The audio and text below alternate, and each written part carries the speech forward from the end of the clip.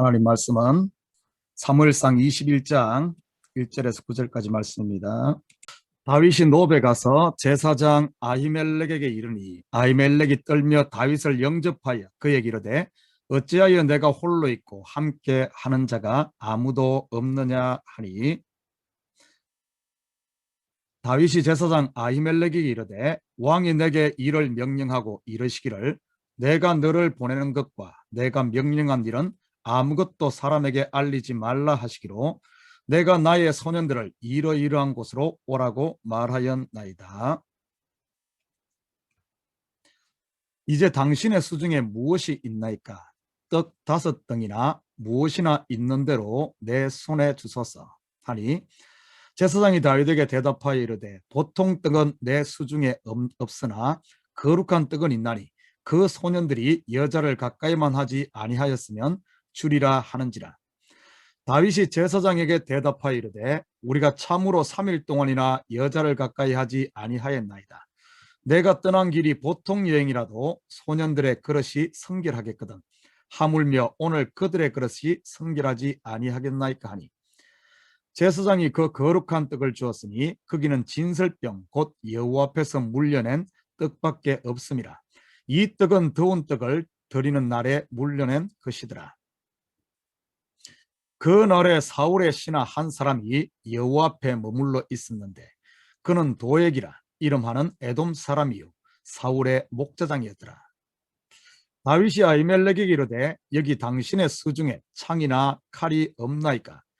왕의 일이 급함으로 내가 내 칼과 무기를 가지지 못하였나이다 하니, 제사장이 이르되 내가 엘라 골짜기에서 죽인 블레셋 사람 골리앗의 칼이 보자기에 쌓여 에봇 뒤에 있으니 내가 그것을 가지려거든 가지라.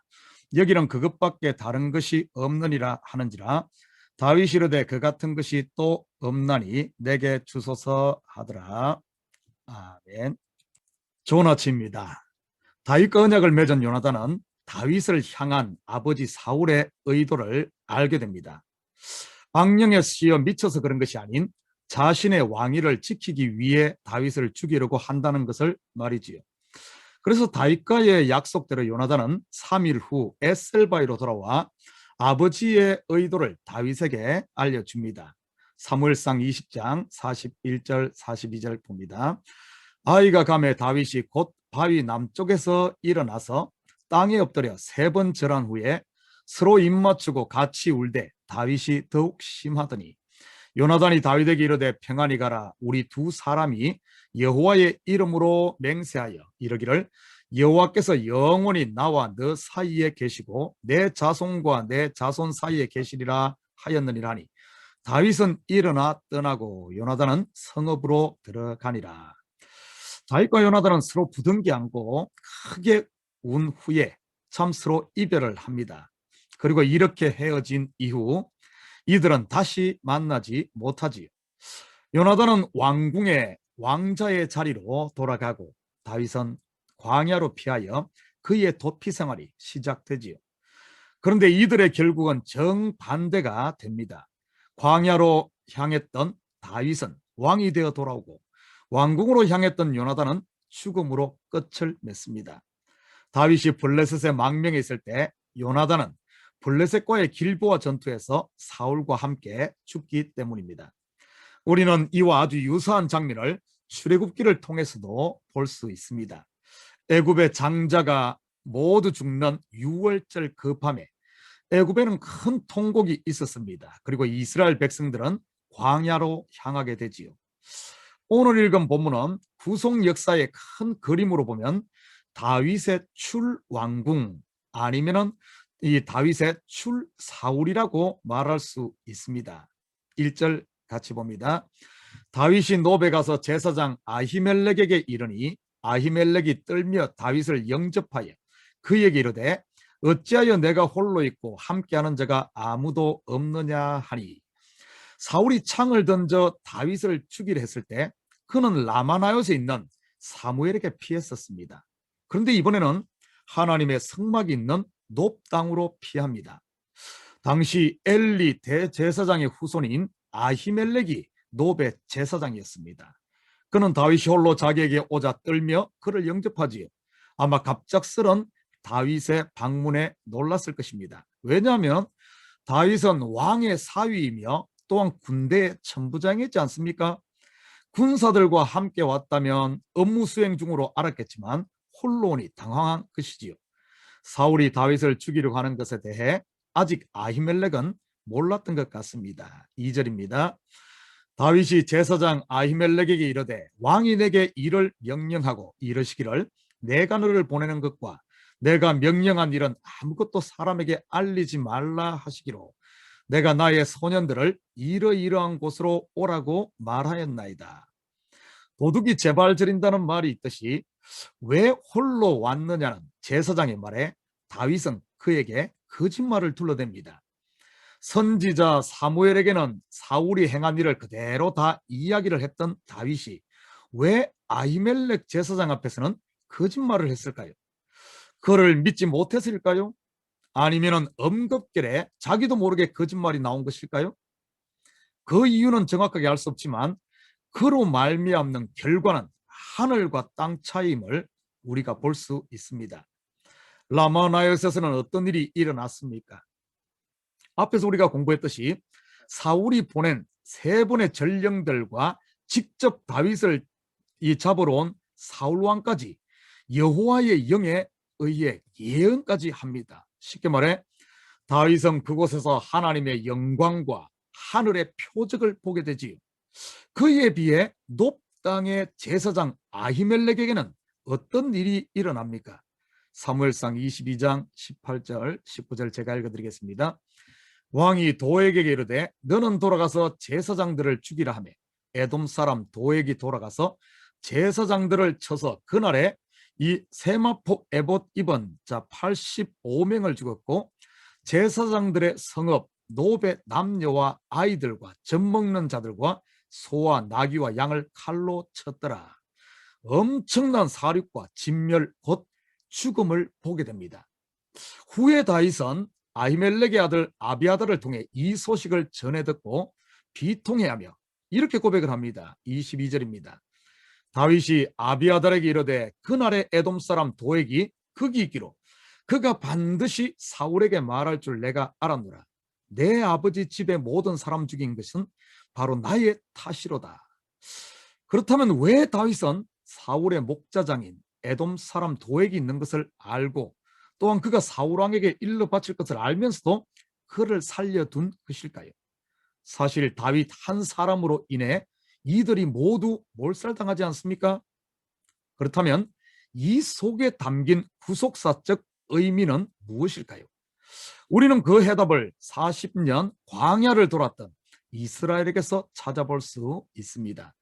시내산에서 율법을 받은 이스라엘은 하나님의 언약 백성이 되지요.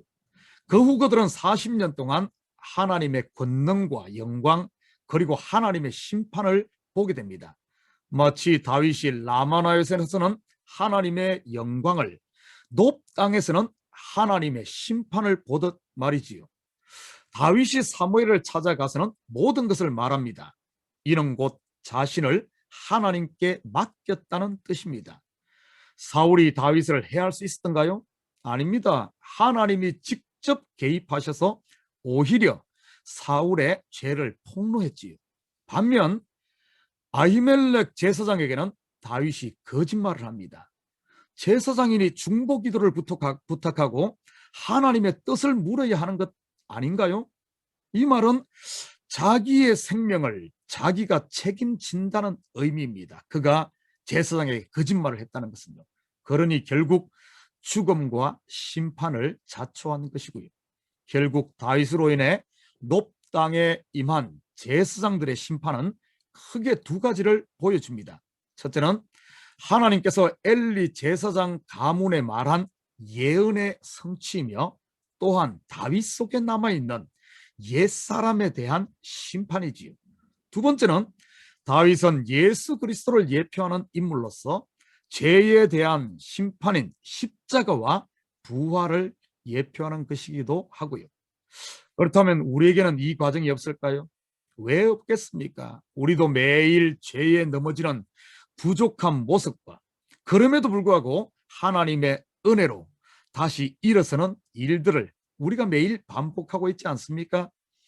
그런데 광야의 도피 생활은 죽음만 있는 게 아닙니다. 죽는 만큼 하나님의 역사와 영광도 같이 보는 것이지요. 이스라엘의 역사에서 가장 많은 죽음이 출애굽의 광야에서, 그리고 가장 많은 기적도 광야에서 일어났지 않습니까? 그런 것을 보면 성도에게는 죽음도 복이요 생명도 복인 것입니다. 실패도 복이요 성공도 복인 것이지요. 왜냐하면 이런 실패와 죽음을 통해 우리 속에 있는 불순물들을 제거하고 우리를 그리스도의 신부로 만들어가는 하나님의 과정이기 때문에 그렇습니다. 그리고 다윗은 제사장에게 떡 5덩이를 구합니다. 4절입니다. 제사장이 다윗에게 대답하여 이르되 보통 떡은 내 수중에 없으나 거룩한 떡은 있나니 그 소년들이 여자를 가까이만 하지 아니하였으면 주리라 하는지라. 율법에 보면 성소의 진설병 상에 올려졌던 떡은 아론의 후손인 제사장들만 먹을 수 있습니다. 그런데 다윗은 아론의 후손이 아님에도 그 떡을 먹었네요. 어떻게 이게 가능할까요? 복음서에 보면 예수님이 바리새인들과의 안식일 논쟁에서 다윗의 이 사건을 예로 듭니다. 안식일에 제자들이 밀밭 사이를 지나다가 시장하여 이삭을 잘라 먹게 되지요. 그때 바리새인들이 이 모습을 보고 제자들이 안식일 법을 어겼다고 예수님을 비판합니다. 마태복음 12장 3절에서 8절 제가 읽겠습니다. 예수께서 이르시되 다윗이 자기와 그 함께한 자들이 시장할 때 한 일을 읽지 못하였느냐? 그가 하나님의 전에 들어가서 제사장 외에는 자기나 그 함께한 자들이 먹어서는 안 되는 진설병을 먹지 아니하였느냐? 또 안식일에 제사장들이 성전 안에서 안식을 범하여도 죄가 없음을 너희가 율법에서 읽지 못하였느냐? 내가 너희에게 이르노니 성전보다 더 큰 이가 여기 있느니라. 나는 자비를 원하고 제사를 원하지 아니하노라 하신 뜻을 너희가 알았더라면 무죄한 자를 정죄하지 아니하였으리라. 인자는 안식일의 주인이니라 하시니라. 이것은 무엇을 말하는 것일까요? 분명 진설병은 제사장들만이 먹을 수 있습니다. 그런데 제사장이 그 떡을 다윗에게 주고 다윗이 그 떡을 먹었다는 것은 바로 다윗이 오실 자의 표상인 대제사장 되시는 예수 그리스도의 예표임을 말하는 것입니다. 그리고 예수님 자신이 성전이기에 자기 안에 있는 제자들의 행동은 죄가 없다는 것이지요. 마치 제사장들이 안식일에 성전에서 일하는 것과 같은 것이니까요.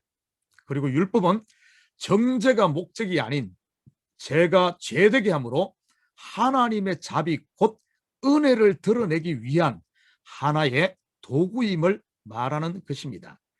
다윗이 구한 떡 5은 영적으로 보면 떡은 하나님의 말씀을, 그리고 5은 율법을 상징하는 숫자이지요. 은혜의 사람 다윗이 다시 율법으로 돌아갔음을 보여주는 것입니다. 그러니 지금 광야 학교를 통해 옛사람을 죽이는 연단을 받는 것이고요. 마치 도가니에서 금을 연단하는 과정처럼 말입니다. 그럼에도 배고픈 다윗에게 떡을 준 아히멜렉 제사장, 자신의 죽음으로 다윗을 살립니다. 마치 예수님께서 우리를 살리기 위해 자신을 십자가에 내어준 것처럼 말이지요. 8절입니다. 다윗이 아히멜렉에게 이르되 여기 당신의 수중에 창이나 칼이 없나이까? 왕의 일이 급함으로 내가 내 칼과 무기를 가지지 못하였나이다 하니, 다윗은 하나님의 성막에 와서 그것도 제사장에게 칼과 창이 있으면 달라고 요구를 합니다. 그리고 제사장은 다윗이 엘라 골짜기에서 죽인 골리앗의 칼을 그에게 주고요. 아마 골리앗을 죽인 이후 다윗이 성전 기념물로 하나님께 드렸던 것 같습니다. 그런데 그 골리앗의 칼을 다윗이 다시 가져갑니다. 골리앗과 싸울 때 다윗의 고백이 무엇이었습니까? 사무엘상 17장 45절입니다. 다윗이 블레셋 사람에게 이르되 너는 칼과 창과 단창으로 내게 나오거니와 나는 만군의 여호와의 이름 곧 내가 모욕하는 이스라엘 군대의 하나님의 이름으로 내게 나아가노라. 다윗이 골리앗의 칼을 취했다는 말은 그가 의지했던 은혜 가운데 있을 때 그가 의지했던 여호와의 이름이 아닌 지금 칼과 창을 의지하고 있다는 뜻이지요. 그것도 자기가 죽인 골리앗의 칼을 말이지요. 이 말은 앞에서 설명했듯이 다윗이 다시 율법으로 돌아갔음을 보여주는 가장 강력한 증거입니다. 혹시 이러한 다윗의 모습이 저와 여러분에게는 없습니까? 예수의 이름 하나면 세상에 부러울 것 없던 은혜의 자리를 떠나 다시 내 이름을 알아주지 않으면 서운해하는 모습 말이지요. 그래서 나를 알아주는 데가 없나 해서 여기 기웃 저기 기웃 하지는 않습니까?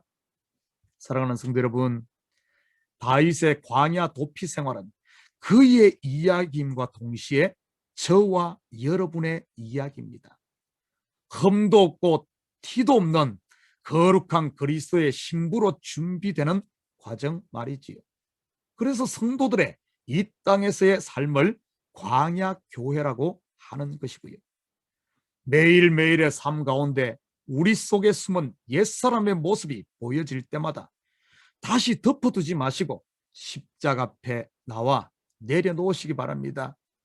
죄에 다시 넘어지는 자신을 볼 때마다 죄의 사슬로 스스로 매지 마시고 주님 앞에 엎드리시기를 바랍니다. 순간순간 내 속에 숨어있던 옛 성질이 나올 때마다 주님 앞에 다시 나오기 바랍니다. 내 속에서 불평과 한숨이 나올 때마다 우리 십자가 앞에 다시 서시기 바랍니다. 그래서 그분의 십자가를 바라보므로 그럼에도 불구하고 나를 변함없이 사랑하시는 그분의 사랑을 오늘 새롭게 깨닫고 오늘 새롭게 체험함으로 말미암아 오늘의 삶이 그분의 은혜와 영광만을 나를 통해 세상에 드러내는 오늘 하루도 우리 성도들 어느 곳에 있든지 그리스도의 정인으로 사는 이런 복된 하루가 되시기를 주님의 이름으로 축복합니다. 우리 같이 기도합니다. 사랑의 아버지 하나님, 참으로 감사드립니다.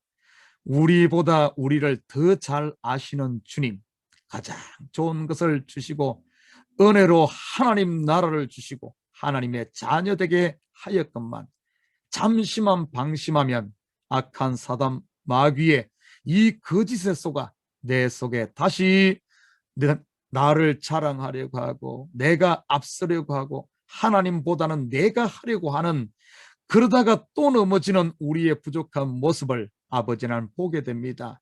아버지 하나님, 오늘 하루 삶 가운데서도 우리의 이런 모습들이 보여질 때마다 아버지 하나님 십자가에 엎드릴 수 있는 저희들 되게 하시고 걸음으로 말미암아 오늘도 십자가의 이 은혜가 우리 삶을 아버지 하나님 온전히 덮어주시고 물밀듯 몰려오는 이 하나님의 은혜와 사랑 속에 세상에 이 힘들고 어려운 나그네 길 가운데서도 감사하며 찬양하며 승리하며 살아가는 저희들 되게 도와주시옵소서. 우리 성도들 어느 곳이든지 오늘 하루 삶 복되게 하시고 악한 것들은 감히 얼씬 못하도록 주님 붙드시고 특별히 코로나 바이러스가 아버지함 틈타지 못하도록 우리 성도들의 건강을 온전히 지켜 보호하여 주시옵소서. 이 시간 주님 앞에 우리의 마음을 들여 기도할 때 우리의 기도가 주님 앞에 온전히 연락되어지게 하시고 다윗이 사무엘에게 그 마음을 온전히 털어놓았듯이 이 시간 주님 앞에 우리의 마음을 드리는 귀한 시간 되게 하시고 하나님의 영광과 하나님의 기적을 보는 저희들 되게 도와주시옵소서. 감사드리며 예수님의 이름으로 기도드립니다. 아멘. 자, 우리 시간 같이 함께 기도하는 시간 우리 가지도록 하겠습니다.